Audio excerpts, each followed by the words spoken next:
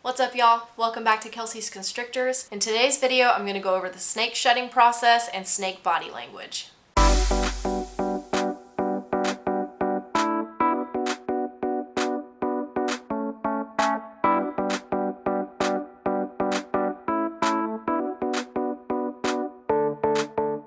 The skin shedding process that a snake goes through happens for the duration of the life of the snake. Shedding is normally a little bit more frequent when they're younger because they're growing so fast, but once they get to be an adult, it may slow down a little bit. Ideally, the shed will come off in one piece, but it's not a big deal if it comes off in 2 or 3 big pieces. The main thing you want to look for after they shed is to make sure they shed their eye caps, but we'll cover that in just a second. The normal shed cycle for a ball python or a boa is about every 4 to 6 weeks. It may be more frequent when they're younger and growing very fast, and then it may slow down as they get older, but as long as it's kind of within that range, you should be fine. The main indication that a shed is coming soon is they will go what we call in the blue. They may look gray, they may just look really dull. It really depends on the morph of snake you have. Their eyes will look blue or gray, kind of like someone who has cataracts. Once you see your snake go in the blue, it's usually 2 to 3 days following that they actually shed. And what they do is they start with their head and they start rubbing it against something to kind of loosen up the skin right on the tip of their nose here. And then they will just rub their face all over everything until their whole entire face gets peeled back. Once it gets past their head, they can just slither around and they'll slide right out of it. So what should you do when your snake is in shed?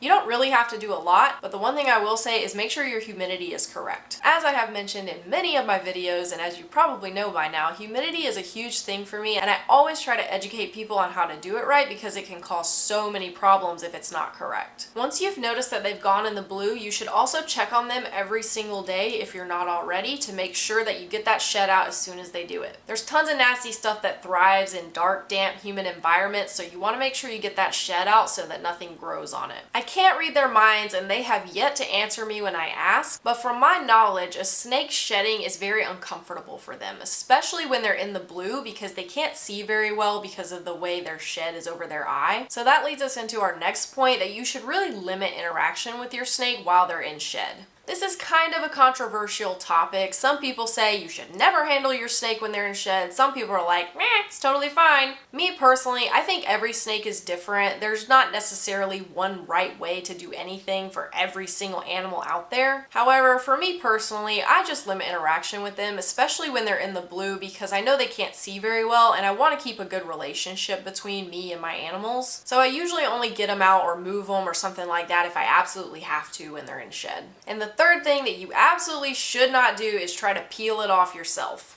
If your snake is having a bad shed, there are a few things you can do to help, but you really shouldn't be peeling it off yourself unless you have experience doing that, you're a professional. If the snake is already actively shedding and you want to hold them as they shed, you can do it that way, but you should never pull or rip it off because they'll do it on their own. One thing you can do if your snake is having a bad shed is raise the humidity in their enclosure. Your ball python or boa should be sitting at 70 to 80% humidity all the time. So that's always the first place I recommend people to look if their snake is having a bad shed. Make sure the humidity is right. Snakes can sometimes have a bad shed for no real reason, so it's not necessarily your fault if they do, but I want to go over a couple of things you can do to help in case it happens. Number 1, you can soak them. Just get yourself a plastic bin, make sure it has holes in it. Depending on the size of the snake, you want to put about a ½ inch to an inch of water deep in the tub, and then you just set them directly in it and they'll be totally fine. I would leave them in there for about 24 hours, let them soak in there, and then you can get them out, put them back in their enclosure, and they should be able to get their shed off after that. Another method you can use is you can soak a towel in water, not dripping wet, but just damp,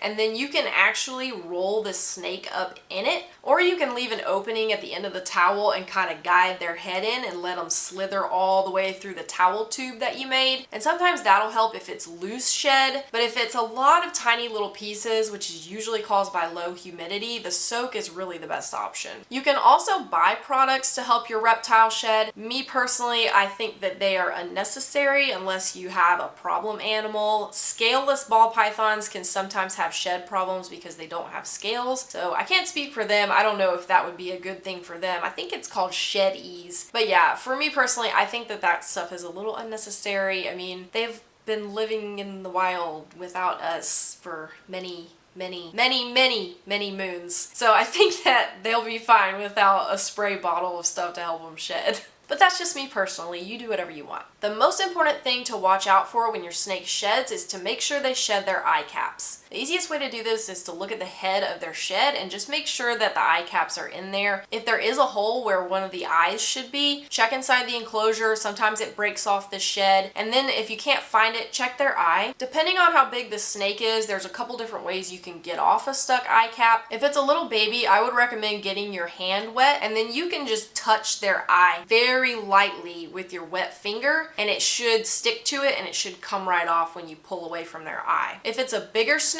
or if there's a piece sticking up that you can grab a hold of, you can use tweezers. Just be very careful and don't poke their little eyes out. Before we get into snake body language, I want to take a second and thank you for watching, and make sure you hit the subscribe button and the notification bell. I come out with new snake videos every single week. Also, if you have a snake or you have a collection, I want to hear about it. Throw it in the comments below. What kind of species do you keep? What are their names? What are their personalities like? I want to get to know y'all a little better. So there's 4 main states of mind that your snake will have that affects their body language: relaxed and explorative, defensive, sick, and hungry. So Xena is relaxed and explorative right now. You can see she's completely trusting me not to drop her, so she's totally relaxed. She's just exploring around. She's sticking her tongue out. Slow tongue flicks is a good indication that they're relaxed and they are comfortable where they're at, and their body will move freely. It won't be all tensed up. On the other end of the spectrum, a defensive snake will be very tense. They may be coiled up. They may have their head in an S shape. I'll put a picture or a little clip right here so you can see kind of what that looks like. There's lots of reasons that a snake may be defensive. It may be because they don't know you. They may be in a new environment. They could be in pain. They could just be moody. It could be breeding season. My snakes tend to get very moody when it's breeding season. Or they may just not be very tame. If a snake isn't held a lot or socialized a lot when they're young, then they may grow up and not be very fond of being handled. That's not to say that it can't be overcome, but if you have a baby snake, try to handle them as much as possible so that they get used to it. If a snake is defensive, try to use your best judgment on whether or not you should be doing whatever it is you're doing that's making them feel uncomfortable like that. If you open the tub and they're just not having it, that's not to say you can't try, but you also have to be able to read the situation and make sure you're not stressing them out to the point where they're being traumatized by you, because you don't ever want there to be a situation where the snake is afraid of you because of something that happened. What you don't want is a situation where they've been conditioned to think that it's you causing the problem. So if you have a defensive snake and you're trying to tame them, handle them, socialize them, it's okay to still get them out when they're like that. If it's a continual thing that's happening over and over, I would wait. I would just give them a day and let them rest, recuperate, and then try again the next day. Snakes that are defensive are kind of like humans with our adrenaline rush and our fight or flight. A lot of times that's how snakes are too. It's usually one or the other. They either try to kill you or they just want to run away and hide. A flight ball python may tuck their head, they may coil up as tight as they can into a little ball, which is why they're called a ball python. They may slither away really fast, they may try to get in their hide, or they may just jerk their head away from you. A fight snake is a completely different story. Their head will be in an S, they'll be staring you down, looking like they're trying to kill you, and then all of a sudden, bam, you got bit.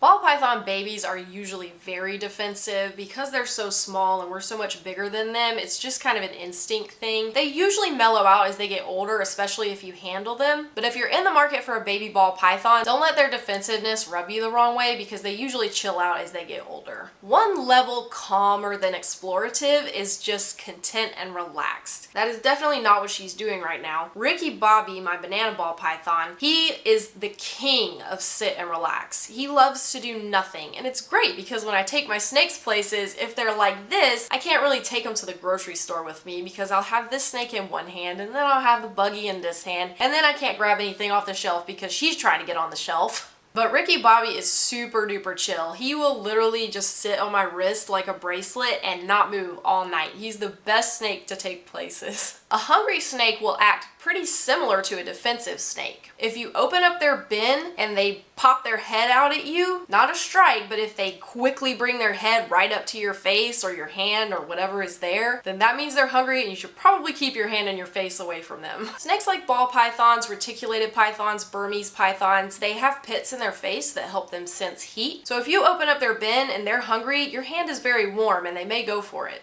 That's what we refer to in the hobby as tub launchers. So Some other body language clues that you can look out for to see if your snake is hungry is if their tongue is flicking very fast. Remember, if they're relaxed, it flicks slow. If they're hungry, then it usually flicks fast. And this is actually kind of cool if you didn't know this. If you are feeding your snake and you move the rat to one or the other side of their head, their tongue will actually go in the direction of the rodent, which is so cool to me. One last possible clue that your snake could be hungry is if they're being very explorative. Ball pythons are diurnal, which means in the wild that they are most active in the early morning and in the evening, around sunrise and sunset. Keeping that in mind, if you find that your snake is very explorative during those times, then that's a good clue that they may be hungry. Of course, that's going to be different for every species of snake, so that actually may be some good homework for you. And the last snake body language that I want to go over with you today is if your snake is sick. One thing about wild animals, even animals like dogs or cats, their instinct is so deep set to survive and not be taken out. Most animals won't really act any differently when they're sick until it's too late, especially with snakes. And that's why it's so important to know each snake personally of yours, because then if any kind of behavior change goes on, then you know that something's wrong.